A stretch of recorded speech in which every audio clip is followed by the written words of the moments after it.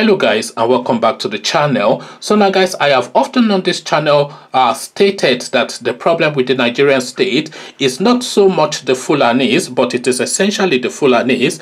But the problem with the Fulanis being the problem of the Nigerian state is because of their really limited education, and we have to say their low IQ. We're still with the P&ID case, and we're going to use the Vice President of Nigeria and the Attorney General of the Federation as a test case of that point that I started off with. So we're going to quickly go through their educational background just to see now who they are. So we start off with Malami, born in Kebbi State, of course. He went to Uthman Danfodio University where he studied law, and then he did a public admin diploma at the University of Maiduguri. So this is what qualifies this person now to be the Attorney General of the Federation. So now let's now go to the Vice President of Nigeria. He went to Unilag, of course, where he took his law degree. He also won the Graham Douglas Prize for Commercial Law, and then he went on to the law school, etc. And then he went on to the London School of Economics, where he obtained his master's in law, and so on and so forth. So the London School of Economics, of course, you are only really talking about, if you're talking about the hierarchy in British education, you're talking Oxford, Cambridge, and LSE. LSE, of course, being the London School of Economics. And if you are talking education, then you're talking British education. So this is probably one of the most educated people on the planet, the Nigerian Vice President, vis-a-vis our Attorney General of the Federation, who went to Uthman Danfodio University and rounded it off with a diploma from Maiduguri University. So now we go to the United Kingdom. We go back to the United Kingdom to give definition to this,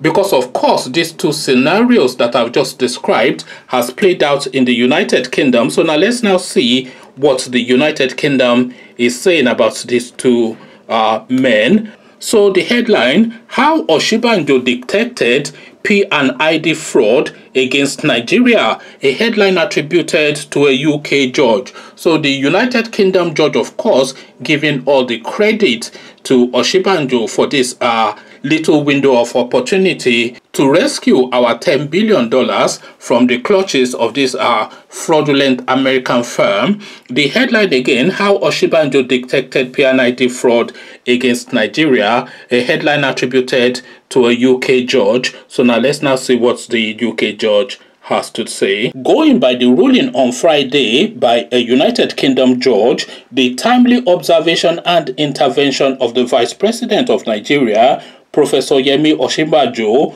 was instrumental in how the Process and Industrial Development Limited case panned out. The case became known and identified as a fraudulent endeavor, according to a review of the court records.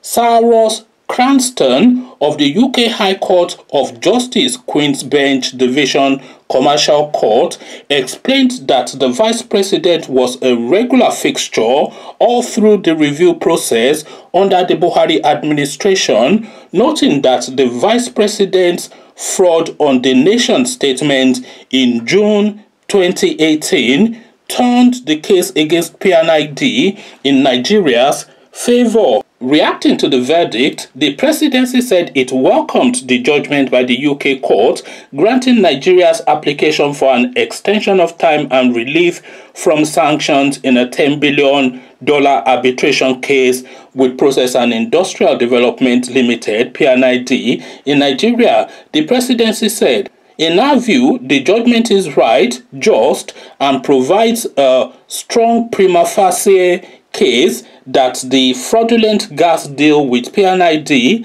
and the subsequent judgment debt of $10 billion against Nigeria was a clear attempt to cheat the country of billions of dollars by a company that had not invested 1 naira in our country. According to the judgment read by Cranston, the Vice President's involvement began in 2017 after he was intimated by the Attorney General of the Federation and Minister of Justice Abubakar Malami. Following a meeting on the 13th of March 2017, Mr. Malami wrote to Vice President Osinbajo, who was acting president at the time, exploring 5 scenarios and making recommendations on each. The first was to negotiate a reasonable settlement. The second was to undertake a forensic and extensive examination of the original contract, award, and other processes to discover loopholes, to offset or vary the award. The merit were said to be that a loophole might be discovered, for example, fraud, technical grounds, or a conflict of interest of the arbitrators.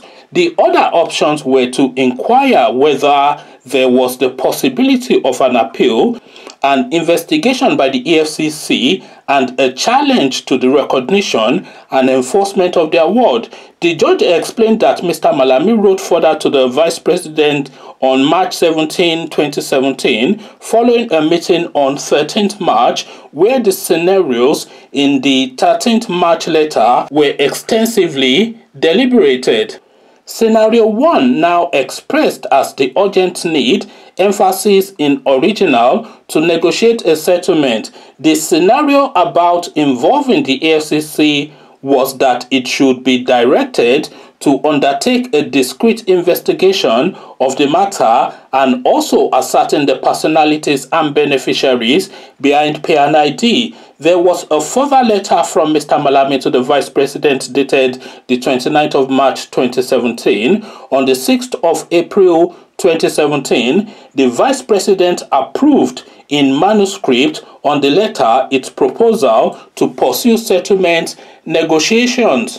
They followed on the 16th of May 2017 and afterwards, without prejudice, settlement discussions with P&ID. After P&ID stated in September 2017 that it intended to enforce the final award, on the 7th of December 2017, the Vice President granted approval to negotiate further. However, settlement negotiations broke down. The Attorney General, Mr. Malami, together with then Minister of State for Petroleum, Mr. Emmanuel Kuchiku, wrote to the Vice President on the 23rd of May 2018 in light of U.S. enforcement proceedings which P&ID had initiated, recommending the reopening of negotiations with P&ID whilst efforts were being made as regards the enforcement proceedings. He explained that the Vice President's involvement was not restricted to his role as acting president alone.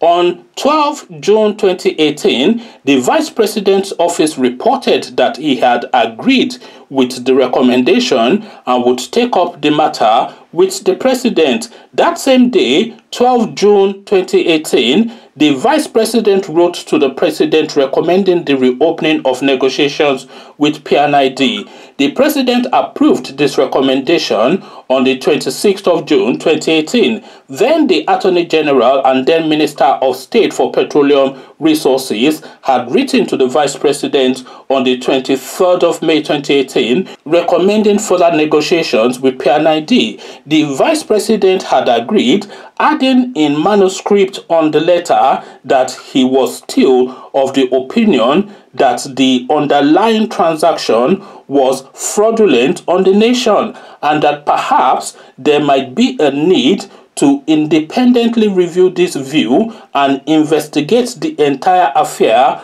more diligently. Friday's ruling by the UK judge said a prima facie case in P&ID matter has been established. So there you have it now. The brain of the Yoruba man, of course, is the one thing that will always hold the Nigerian ship steady. Because the Igbos, they have an equal brain to the Yorubas too. I have to concede that. But their own brain is geared towards seceding from Nigeria because they've already given up on the project.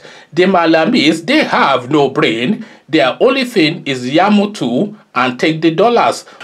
So as long as they are able to get away with that, they will continue to hold firm. And if anything ever changes that prevents them from doing Yamutu and loot the dollars, then they will just walk away and go and join their relatives in Niger Republic and Chad, because they don't really buy into this Nigerian thing. There's no border in the northern regions of Nigeria because they consider the expanse Fulani land. So from Borno all the way to Burkina Faso and Niger Republic, etc., there's nothing like a border there that demarcates Nigeria from any of the rest of them, because they consider the whole expanse Fulani land. And that is why, of course, we are having the situations that we're having now. So they already live an independent entity within a superstructure of the Nigerian state. The only thing is that they have seen all these moguls in the southern region that they can just bully a little bit